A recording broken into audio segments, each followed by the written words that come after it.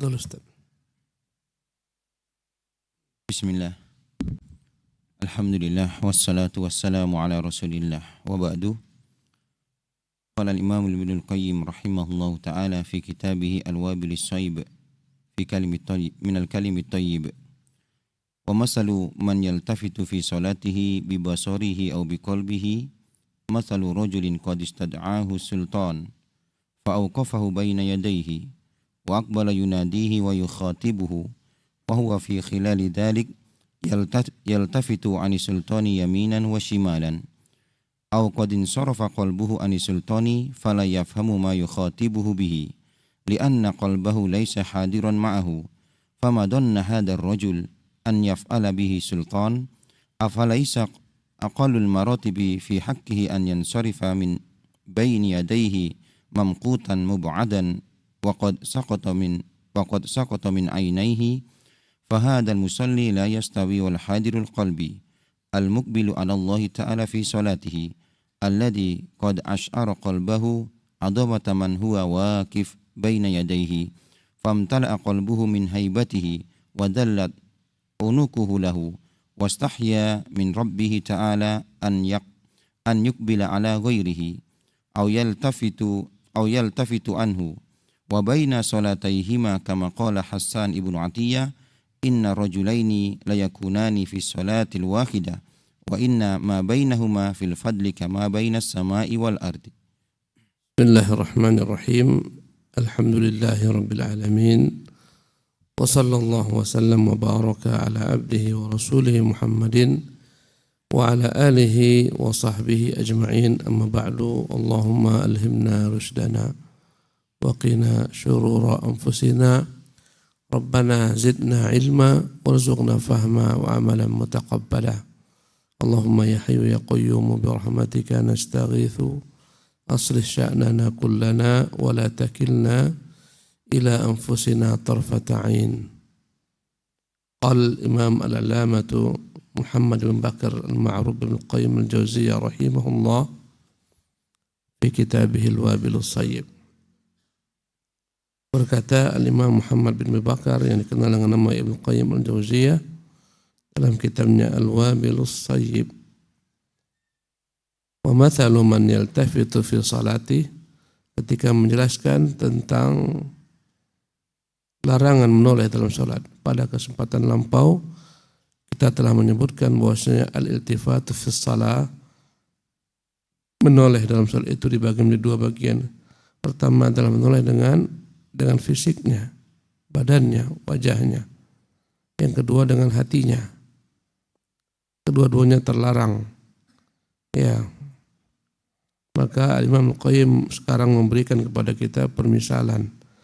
Perumpamaan orang-orang yang menoleh dalam salatnya dengan penglihatannya atau dengan hatinya, dua-dua. Mathalu rajulin qad istad'ahu sultan, bagaikan perumpamaan seseorang yang dia dipanggil oleh penguasa, raja. Fa'auqafahu baina yadayhi, orang tersebut dihadapkan di depan sang raja. Wa aqbala yunadihi wa yukhatibuhu, raja mengajaknya untuk berbicara. Raja menyerunya, memanggilnya, mengajaknya untuk bicara. Wa huwa fi khilali dzalika yaltafitu 'an sultani yaminan wa shimala. Namun kala itu dia tak peduli dengan panggilan raja. Dia malah menoleh ke kanan maupun ke kiri. Ya, dia tidak fokus dengan panggilan sang raja. Raja memanggilnya, raja mengajaknya berbicara, tapi dia tidak fokus. Dia menoleh ke kanan dan ke kiri. Lianna qalbahu laysa hadiran ma'ahu, karena kala itu hatinya tidak bersamanya. Ya, hanya dengan jasadnya saja di hadapan raja, tapi hatinya tak bersamanya. Fama dhannu hadzal rajul an yaf'ala bihi sultan, kira-kira apa yang akan dilakukan raja kepada orang yang seperti ini? Afalaysa aqall maratibi fi haqqihi an yansarifa min baini yadayhi mamqutan, bukankah yang paling minim terjadi dengan orang ini, dia ketika meninggalkan raja, raja akan membencinya. mub'adan wa qad saqata min ainai. Pasti orang ini akan dijauhkan raja karena sudah jatuh dirinya dari kedua mata raja. Pasti raja akan sakit hati. Raja tak akan pernah lagi memanggilnya. Itu yang paling minim. Ya, pasti raja akan menjauh daripadanya. Dan mungkin saja raja akan menghukumnya, mungkin saja raja akan memancungnya karena tak tahu menghormati seorang pemimpin. Ya, pemimpin berhadapan dengannya, menyuruhnya, mengajaknya berbicara, dia cuek. Perumpamaan kita sekarang, seseorang yang kau ajak bicara. Ya, tapi dia tak menoleh pandangan matanya kepadamu. Sibuk dia dengan handphonenya. Kau berbicara, dia sibuk dengan handphonenya, sibuk dengan gamenya, sibuk dengan medsosnya. Kebanyakannya orang tua sekarang marah kepada anaknya karena anaknya tak fokus. Anaknya disuruh tak konsen. Anaknya disuruh ya, tapi tidak konsentrasi, tidak fokus. Seolah-olah tak mendengar. Apapun kata orang tuanya, iya mi, iya bi. Tapi entah apa yang diiyakan. Hatinya entah di mana. Ya, tentu orang tua akan sakit hati, orang tua akan marah.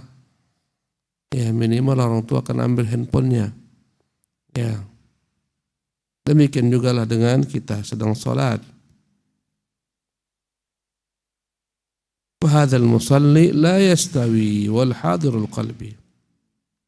Orang yang semacam ini tak akan mungkin dapat disamakan dengan orang yang salat dan dia fokus dalam salatnya, hadir hatinya.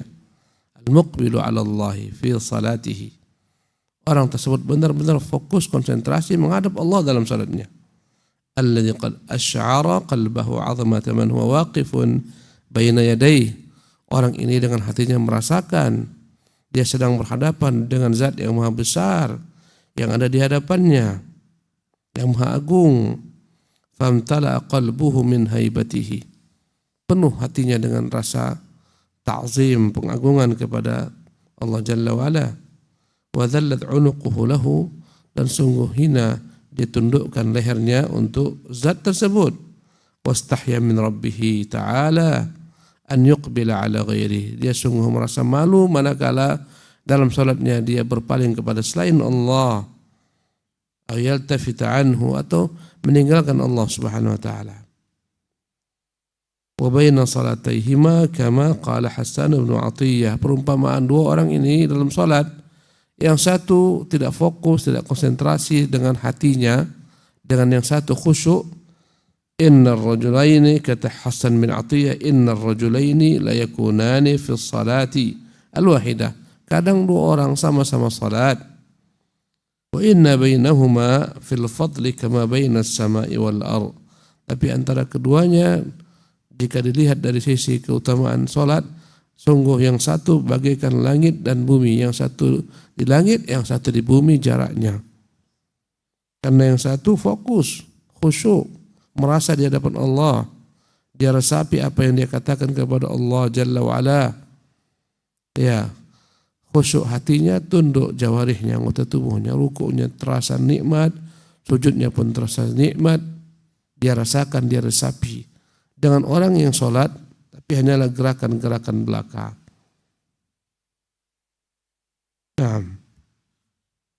وذلك أن أحدهما مقبل بقلبه على الله عز وجل والآخر ساه غافل. فإذا أقبل العبد على مخلوق مثله وبينه وبينه حجاب لم يكن إقبالا ولا تقريبا فما الظن بالخالق عز وجل. وذلك أن أحدهما مقبل بقلبه على الله عز وجل. Karena yang satu menghadapkan dengan sepenuh hatinya ya kepada Allah Subhanahu wa taala. Hatinya benar-benar ada bersamanya. Dia sadar, dia paham, dia rasakan.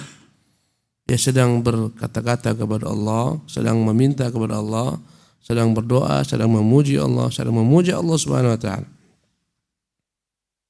Itulah nikmatnya memahami bacaan salat. Sekiannya setiap mukmin, kalaupun tak pandai bahasa Arab, minimal paham apa yang dibaca ketika salat, itu yang paling minim, supaya dia merasa ya nikmat, supaya dia merasa betapa agungnya Allah Subhanahu wa taala. Manakala dia mengucapkan Allahu Akbar, maka dia paham maknanya Allah yang besar, maha besar dari segala sesuatu. Tak ada apapun yang bernilai di hadapan Allah Subhanahu wa taala. Dialah Tuhan yang maha besar, lebih besar daripada keuntungan, lebih besar daripada perdagangan, lebih besar daripada dunia seisinya. Ya, maka fokuslah dia mengagungkan Tuhan yang maha besar. Ya, ketika dia i'tidal, dia mengucapkan sami Allahu liman hamidahu. Sungguh benar-benar Allah mendengar siapa yang memujinya. Rabbana walakal hamdu. Tuhan, bagimu segala puji. Mil'us samawati mil'ul ard. Pujian sepenuh langit, pujian sepenuh bumi. Mil'u ma syi'ta min syai'in ba'du. Pujian selebih daripada itu sebagaimana apa yang kau kehendaki. Ketika dia sujud, ketika dia ruku, subhana rabbiyal a'la. Maha suci Tuhanku yang maha tinggi. Itu ketika sujud. Ketika ruku, subhana rabbiyal azim. Maha suci Tuhanku yang maha agung. Duduk di antara sujud, rabbi ghafirli, rabbi ghafirli, rabbi ghafirli. Tuhan, ampuni saya. Tuhan, ampuni saya. Maka seyogianya setiap orang berusaha memahami apa yang dia baca. Ketika sholat dia sedang bermunajat, berdoa, meminta kepada Allah, memuji Allah, minta ampunan, mengagungkan Allah, mensucikan Allah. Ya. Wal akharu sahin ghafil. Adapun yang lain, dia lalai. Ya, sahin, lalai, ghafil. Keadaannya dalam keadaan lengah, lalai. Ya. Perumpamaan orang yang sholat dan dia tak mengetahui apa yang dia baca. Bagaikan perumpamaan seseorang yang berbicara dengan orang lain yang tak mengerti bahasanya. Subhanallah. Ya. Atau dia tak mengerti bahasa orang tersebut. Tentulah antara keduanya ya tidak akan terjalin komunikasi yang baik karena tidak bisa mereka berbahasa. Ya. Tentulah antara sang hamba yang tak paham dengan apa dibaca, tak terjalin komunikasi dengan Allah SWT. Dia tak merasa sedang memuji Allah, mengagungkan Allah, mensucikan Allah SWT, meminta kepada Allah. Ya, itulah pentingnya memahami bacaan-bacaan salat. Kalaupun bahasa Arab payah, masuk bahasa Arab tak tahan, 3 bulan keluar, 2 bulan keluar, masuk ilmu nahu, stres, ya, masuk ilmu saraf dia. Minimal bahasa Arab yang wajib dia baca ketika sholat dia paham. Minimal Fatihah yang merupakan rukun sholat dia paham. Manakala dia mengucapkan ihdinas siratal mustaqim, dia tahu artinya. Tuhan, tunjukilah aku jalan lurus. Ya. Maka ilmu dengan apa yang dibaca begitu kuat membantu kekhusyukan dalam sholat. Fa idza aqbala al-'abdu 'ala makhluqin mithlihi wa bainahu hijab lam yakun iqbalan wala taqriban. Jikalah perumpamaan berikutnya, engkau sedang berhadapan dengan seseorang makhluk sepertimu, tapi antara engkau dan dia ada hijab, ada penghalang. Ya. Lam yakun iqbalan wala taqriban, maka ini dianggap tidak sempurna. Engkau berhadapan dengannya, tidak pula dekat dengannya. Ya. Andai kata satu bicara di balik tiang, satu lagi di balik tiang, tak nikmat rasanya. Ya, itu makhluk dengan makhluk, ada hijab, apalagi tembok tebal, ya, apalagi kaca yang tebal. Yang satu bicara dari belakang, yang satu dari belakang sisi lainnya, komunikasinya tak lancar. Itu masih perumpamaan makhluk dengan makhluk di alam makhluk. Bagaimana dengan sang Khaliq Jalla wa'ala? Ya, fama dhannu bil Khaliq Azza Jalla. Bagaimana dengan Allah, pencipta alam semesta yang maha perkasa lagi maha mulia? Naam.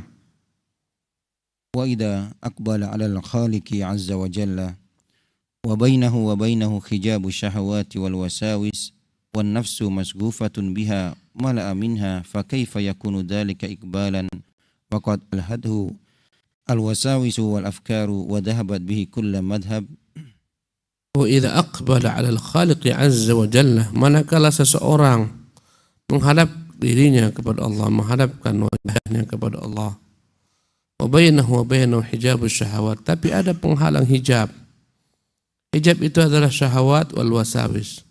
Segala macam syahwatnya yang dia gandrungi, yang dia cintai, yang dia senangi, daripada harta dunia dan gemerlapnya, tahta, wanita dan semacamnya, wal wasawis, dan berbagai macam bentuk gangguan berupa bisikan-bisikan dalam hatinya ketika sholat, bisikannya, ingat ini, ingat itu, ingat sawahmu, ingat ladangmu, ingat rukumu, ingat mobilmu, ingat semuanya, ingat handphonemu.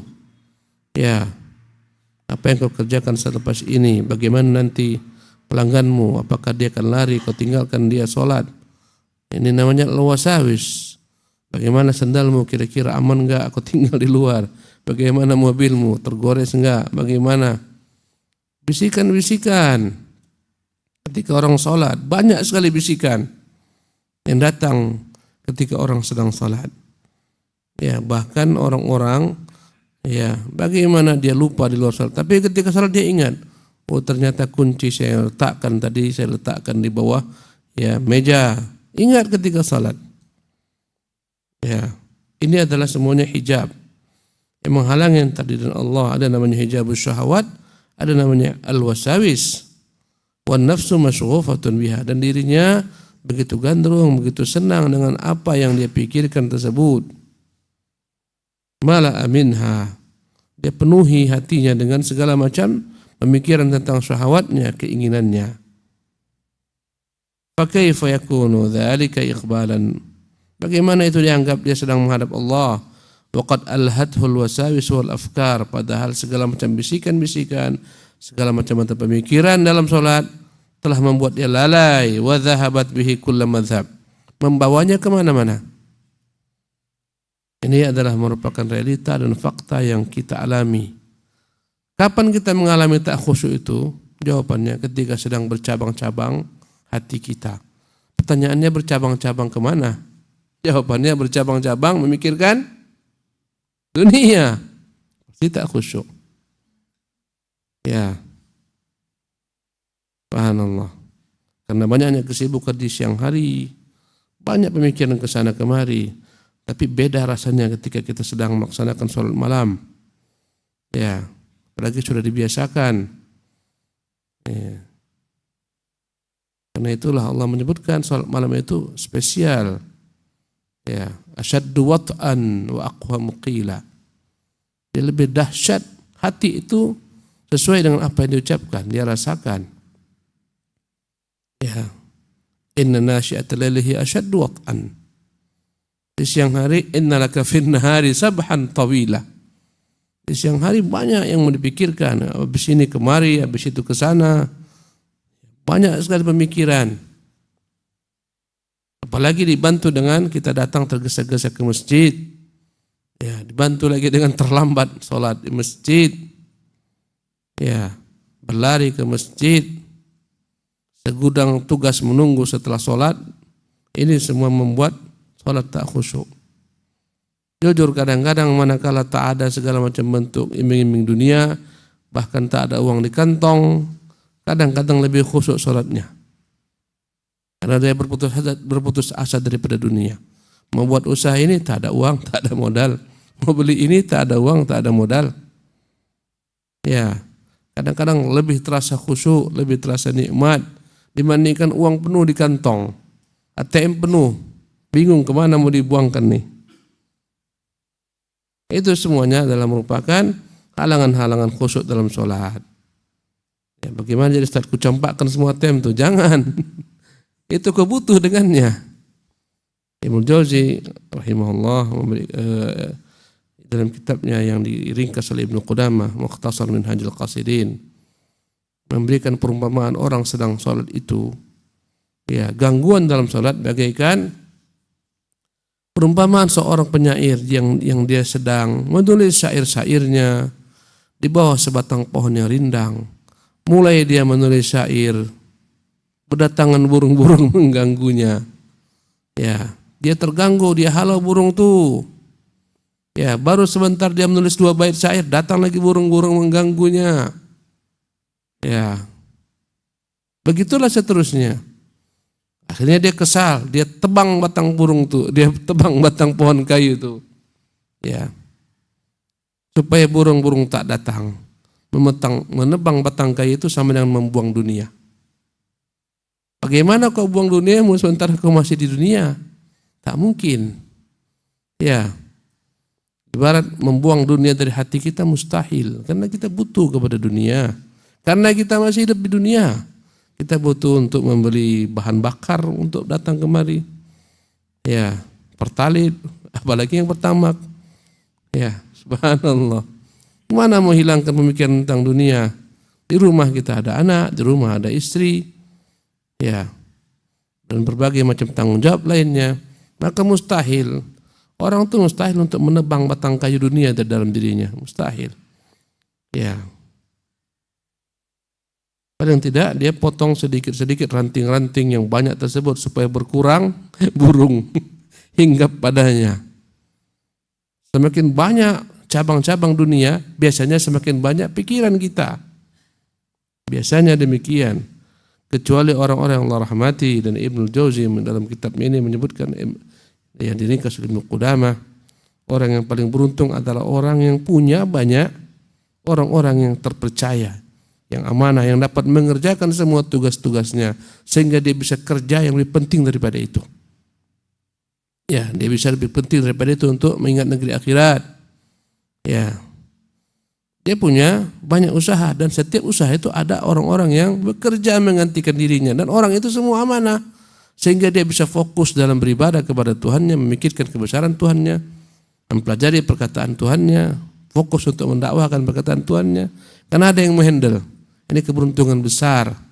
Karena manakala seseorang sibuk mengurusi ini semua akan lalai daripada tujuan-tujuan besar. Kadang-kadang ustadz dituntut dia untuk bekerja. Dia punya anak, dia punya istri, dia punya istri-istri, dia punya anak-anak. Ya, manakala dia sibuk bekerja, lalai tugasnya akan tinggal. Mempelajari agama, qala Allah, qala Rasul, menyampaikan dakwah. Dilema. Ya, mungkin dia berhasil dalam bab dunianya, dia benar-benar ya bekerja bersungguh-sungguh ke sana kemari pergi untuk berusaha mendatangkan segala macam bentuk keuntungan dunia. Tapi biasanya kalau andai kata dia sibuk dengan dunia ini akan tertinggal ilmunya. Dan jarang lagi dia buka kitab karena sibuk safar ke sana kemari dalam rangka mencari partner bisnis, mencari barang-barang yang mau dijual untuk menjual barang ke sana kemari tak sempat lagi murojaah. Lambat laun ilmu nahunya pun hilang, ilmu syarabnya pun lepas, lambat laun usul fikihnya pun lenyap dan seterusnya. Kalau lihat dia berhasil, apalagi dilihatnya kayaknya paling mantap, kubukalah travel nih. Travel jadi benar dan dia jadi orang kaya. Harta kaya, dunia ya, ilmu lupa, mana kau pilih? Subhanallah, ini resiko. Ya. Kadang-kadang dia fokus dengan ilmunya sehingga berkurang waktunya untuk mencari dunia. Sempit pula dunianya. Subhanallah, kesian. Ya, dilema. Ya, tetapi orang-orang yang Allah beri taufik, insyaallah subhanahu wa ta'ala dia dapat menggabungkan segala macam kepentingan-kepentingan dunianya dan akhiratnya. Inilah orang yang Allah beri taufik, subhanallah. Dia dapat bekerja, dia dapat mengatur pekerjaannya, dia dapat mencari orang-orang yang dapat menghandle pekerjaannya, dan dia tetap dalam yang lebih penting daripada itu. Ilmu agama yang dia pelajari, yang dia sebarkan, dia dakwahi. Maka kesian kawan-kawan yang sudah mengecap ilmu syar'i, belajar bertahun-tahun di kota Nabi, belajar di kota Mekah, pulang ke negerinya, sibuk dengan partai, ya, sibuk dengan merekrut manusia, mengumpulkan suara manusia, dipilih menjadi anggota dewan, dipilih menjadi pejabat, gubernur, menjadi bupati dan semacamnya, tak ada lagi kesempatan membuka buku, wallahi. Mulailah sedikit demi sedikit luntur apa yang dipelajari. Ya, mulailah sedikit demi sedikit hilang dan seterusnya. Padahal pekerjaan yang dia buat banyak orang bisa buat. Tapi yang namanya ilmu syar'i itu setengah mati orang belajar sejak kecil. Sejak kecil dia belajar ilmu agama. Subhanallah. Lantas ketika sudah selesai kuliah S1, S2, S3, tamat, doktor, profesor, ditinggalkan ini semua, sibuk dengan dunia. Sementara apa yang dilakoni bisa dilakoni oleh orang lain. Kesian. Jumpa seorang teman lama. Ya, teman tersebut sudah S1, 2, S2, udah S3, profesor, doktor. Ya, lama tak jumpa. Kemudian jumpa, apa kegiatanmu sekarang? Ini aku sibuk sekarang kemana-mana. Apa kesibukanmu? Ya, inilah untuk rekrutmen, untuk ya kader, pengkaderan. Pengkaderan apa? Pengkaderan partai. Karena katakan kepadanya, kenapa antum tak kembali saja ke tempat antum dulu, kampus dulu, mengajar, jadi dosen, dan seterusnya. Ya, dia bilang aku sudah terikat pula dengan kerjaan dunia ini. Apa yang antum kerjakan itu bisa dikerjakan orang yang tak perlu belajar seperti antum jauh-jauh sampai ke Saudi sana. Orang-orang yang tak belajar seperti antum bisa menghandle kerjaan antum, tapi kerjaan antum tak bisa mereka handle. Ya, hanya ingatkan saja dia, kau setengah mati loh sejak kecil belajar agama. Bukan mudah belajar nahwu itu, bukan mudah. Banyak yang sudah coba gugur di medan perang. Belajar sorab, bertempur dengan sorab, hampir sarap dia. Lantas sudah selesai semua dia dapatkan, kaidah-kaidah agama, ilmu-ilmu dasar, dia tinggalkan gara-gara dunia, rugi. Subhanallah. Ya. Karena dunia ini berapa lama masanya? Saya katakan antum tuh jadi pejabat, paling 1 periode. Paling kuat dia periode. Ya. Tapi ilmu agama tak ada masanya. Ya, gelar seorang itu seorang dai, ustadz, itu gelar yang nggak ada pensiunnya. Gelar yang tidak ada sama sekali masa matinya. Tidak ada matinya, tidak ada off-nya. Sampai dia mati baru selesai. Tapi yang namanya jabatan, mantan RI 1, mantan RI 2, mantan RI 3. Mantan. Tak ada ini mantan ustadz. Ya. Mana ustadz itu? Kenapa nggak ngisi lagi kajian? Udah pensiun dia. Tak ada. Subhanallah. Inilah maksudnya tentang perkara ya kesibukan-kesibukan yang buat orang lalai daripada tujuan asalnya. Harus tahu tujuan asal. Ya. Karena itulah kadang-kadang kita sayang anak-anak yang cerdas-cerdas, pintar-pintar.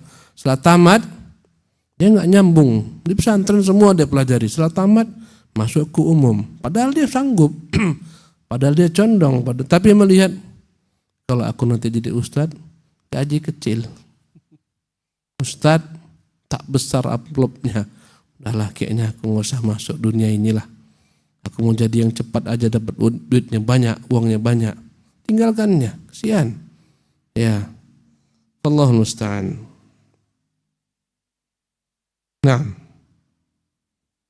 والعبد إذا قام في الصلاة غار الشيطان منه فإنه قد قام في أعظم مقام وأقربه وأغيته للشيطان وأشده عليه فهو يحرص ويجتهد كل الاجتهاد أن لا يقيمه فيه بل لا يزال به يعيده ويمنيه وينسيه ويجلب عليه بخيله ورجله حتى يهون عليه شأن الصلاة فيتهاون بها فيتركها. نعم. والعبد إذا قام في الصلاة غار الشيطان منه. Hamba manakala dia berdiri mengerjakan salat, syaitan begitu cemburu, iri dengannya. Syaitan itu iri. Adam disuruh menyembah Allah SWT, dia takluk kepada Allah, menyembah Allah, taubat kembali kepada Allah. Ya, tapi ketika iblis disuruh sujud kepada Adam, dia membangkang, dia iri. Ya, kepada Adam alaihissalam. Maka dia iri kepada keturunan Adam alaihissalam. Dia mau semua keturunan Adam itu menjadi pengikutnya, menghuni neraka, memenuhi neraka. Ya, itu target syaitan hidupnya. Nggak ada lain kecuali bagaimana banyak orang-orang mengikuti di neraka. Untuk itulah Allah ciptakan dia, menggoda manusia. Fa innahu qad qama fi a'zami maqam. Manakala seorang salat, dia sedang berada pada tempat yang begitu agung, pada keadaan yang begitu dahsyat, wa aqrabihi, tempat yang paling dekat yang mendekatkan dia kepada Allah. Ya. Wa aghyadhihi lisyaitan, tempat yang paling membuat syaitan marah kepadanya. Wa wa syaddihi alai, inilah merupakan tempat yang paling dahsyat bagi syaitan, yang paling dibencinya. Ya, ketika hamba sedang sholat, memperhambakan dirinya kepada Allah, dan tak ada ibadah yang lebih agung daripada ibadah salat setelah iman kepada Allah. Subhanallah. Maka itulah fahuwa yahrisu wa yajtahidu kullal ijtihad an la yuqima fi. Dia berusaha semaksimal yang dia bisa, bersungguh-sungguh agar jangan sampai hamba sempurna berdiri dalam salat. Bal la yazalu ya'iduhu wa yumanni. Karena telah syaitan ketika seorang sedang salat terus menerus berusaha akan memberikan kepadanya iming-iming, janji-janji, uyunsihi, sehingga membuat dia lupa. Ya, ajlibu alaihi bi khaili wa rajilihi. Dia berusaha mendatangkan segala macam daya upayanya, pasukan-pasukannya semua dia datangkan untuk mengganggu orang ini. Bagaikan seseorang sedang berperang, dia kerahkan semua pasukan-pasukannya, pasukan berkudanya, pasukan pejalan kakinya, serang musuh kalian. Begitulah orang sedang sholat, syaitan akan kerahkan semua bala tentaranya untuk membuat orang ini lalai dalam sholat. Ya, yuhawinu alaihi sya'na shalah, agar orang ini menyepelekan kedudukan salat, meremehkan salat.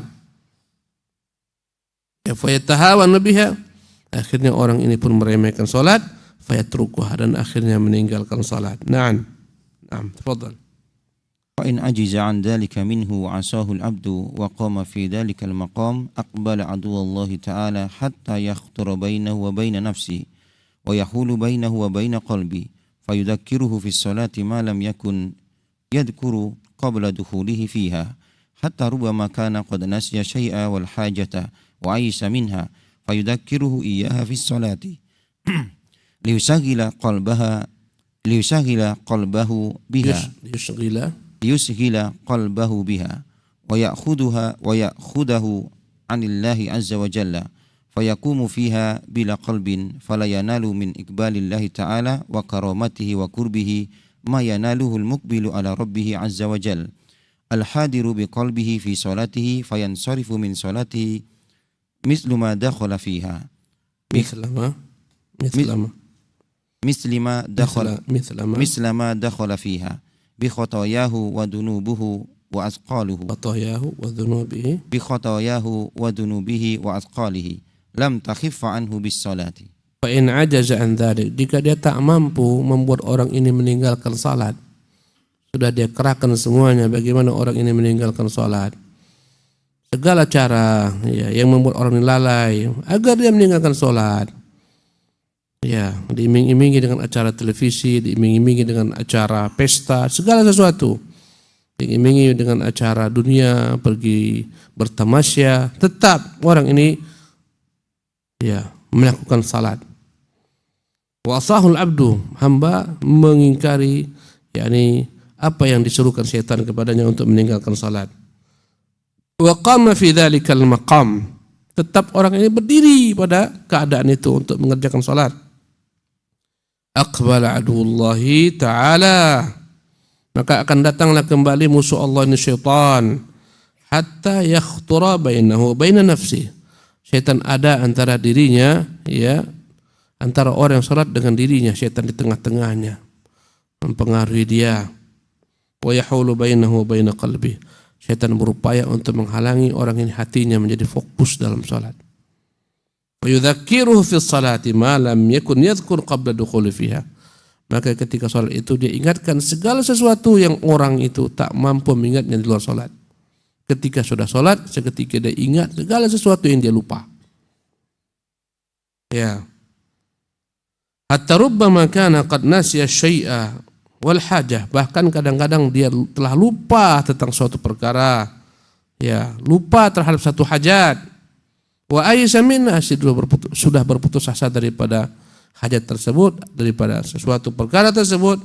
Fayudzakiruhu iyyaha fis shalah, maka syaitan ingatkan kepadanya tentang apa-apa yang dia hajatkan, apa-apa yang dia sedang cari, apa yang sedang dia pikirkan, diingatkanlah dalam salat. Ketemulah segala sesuatu dalam salat. Kunci yang hilang ingat, uang yang terselip ingat, Apa yang mau dikatakan kepada karyawannya ingat. Semuanya ingat kecuali Allah yang tak ingat. Allah musta'an. Ya, kita ketika bicara ini kita sedang berbicara dengan diri kita masing-masing. Setiap orang tahu dengan dirinya. Ya. Kadang-kadang kita mampu khusyuk, kadang-kadang kita mampu mengalirkan air dari mata tatkala sholat. Ya, kadang-kadang kita pun tak tahu sholat sudah selesai. Kita hanya ingat Allahu Akbar, masuk takbiratul ihram dan Assalamualaikum warahmatullah. Antara takbir dan salam, entah kemana kita menghilang. Allahul musta'an. Ya, semoga Allah ampuni kesalahan-kesalahan kita. Ya Allah, baguskan kita dalam beribadah menyembah kepadanya. Kita ini sangat lemah, rentan. Karena itulah selalu banyak berdoa. Di antara doa yang Nabi selalu ucapkan, Allahumma a'inni ala dzikrika wa syukrika wa husni ibadatika. Doa yang begitu manjurnya, yang begitu dahsyatnya menunjukkan kefakiran hamba.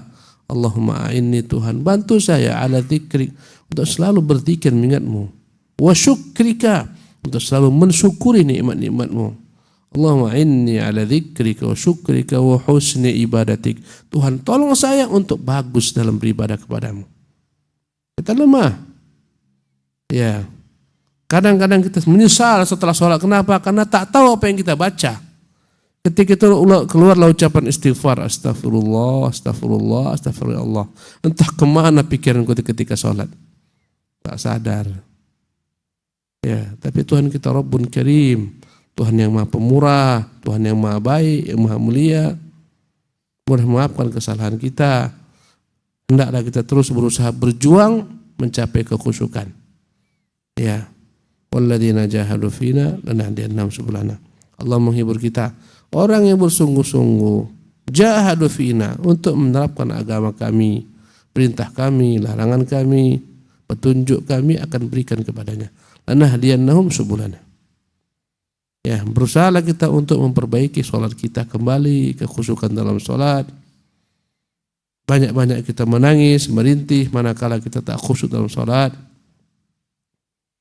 Ya, kata beliau, yusghila qalbahu biha, agar hati orang tersebut sibuk memikirkan sesuatu hajat yang dia lupa apa hajat tersebut. Diingatlah dalam sholat oleh syaitan. Diingatkan syaitan dalam sholatnya.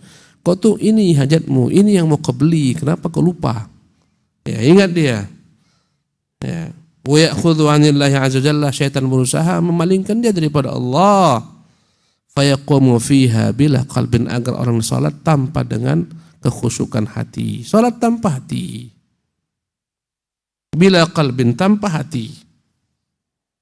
Artinya entah di mana, fala yanalu min iqbalillahi ta'ala wa karamatihi wa qurbihi ma yanaluhu al-muqbil ala rabbi azza jalla. Tentulah orang semacam ini ketika menghadapkan diri kepada Allah tabaraka taala tidaklah akan mendapat respon daripada Allah subhanahu wa taala. Allah tidak akan memuliakannya, Allah tidak mendekatkannya. Sebagaimana Allah memberikan respon, memberikan jawaban, mendekatkan dirinya kepada orang-orang yang khusyuk dalam salatnya. Ya. Maka sungguh apa yang dicapai Nabi begitu indahnya, kita belum bisa mencapainya secara utuh. Kadang mungkin. Ya, apa kata Nabi? Ya Bilalu arihna bis salah. Wahai Bilal, panggil orang, kumandangkan azan. Arihna bis salah. Tentramkan hati kita dengan sholat. Buat tenang hati kita. Hati kita lagi kusut masai. Hati kita lagi berserabut. Hati kita lagi bercabang. Kau panggil segera manusia. Kita mulai sholat. Arihna bis salat ya Bilal. Bilal, panggil manusia. Buat kita fresh dengan salat. Ya, itu perkataan Nabi. Perkataan kita, arihna minas salat. Cepatlah Ustaz Imam, jangan lama-lama. Arihna minas salat, buat kami selesai dari salat ini. Itulah kira-kira yang kita ucapkan. Ya. Imamnya lama-lama rukuknya, lama sujudnya. Ya, lama pula dikumandangkan iqamatnya. Menggerutu hati ini. Segera berkata arihna minas salat, cepat kumandangkan salat. banyak keperluan lagi nih. Subhanallah. Ya.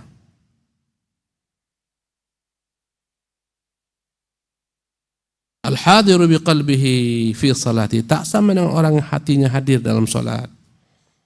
Fa yansarifu min salatihi mithla ma dakhala fiha. Maka orang yang tadi yang pertama dia masuk ke dalam salat dan keluar sebagaimana dia sebelum masuk dalam salat. Tak ada sesuatu apapun yang berubah, tak ada yang dia bawa. Bi khatayahu wa dhunubihi wa athqalihi, segala macam dosa-dosanya tidak diampuni oleh Allah Subhanahu wa taala. Ya. Kesalahan-kesalahannya enggak diampuni Allah Subhanahu wa taala. Beban penderitaannya tidak dilapangkan oleh Allah Subhanahu wa taala karena salatnya tidak khusyuk. Lam takhiffa anhu bis salah. Bebannya yang berat tak menjadi ringan dengan salat. Banyak beban di dunia ini wallahi kalau tanpa Allah Subhanahu wa taala, tanpa iman kepadanya, tanpa ridha dan ketentuan takdirnya, berat menghadapi dunia ini. Berat sekali. Ya, ditipu kawan bisnis, macam-macam. Disakiti oleh manusia, kadang-kadang orang terdekat menyakiti kita, ya, kawan sendiri, kerabat sendiri, banyak penderitaan dalam dunia ini, berat, beban dunia berat. Ya, hanya dengan Allah Subhanahu wa taala semata ketika seorang bergantung dengannya, itulah gantungan yang kuat yang membuat menjadi ringan segala macam beban penderitaan di dunia. Subhanallah, wallahu tabaraka taala alam. Kita akan sampai di sini. Semoga Allah berikan kita kemudahan untuk berjumpa dan melanjutkan pembahasan di kesempatan akan datang. Subhanakallah bihamdika asyhadu an la ilaha illa anta astaghfiruka wa atubu ilaik.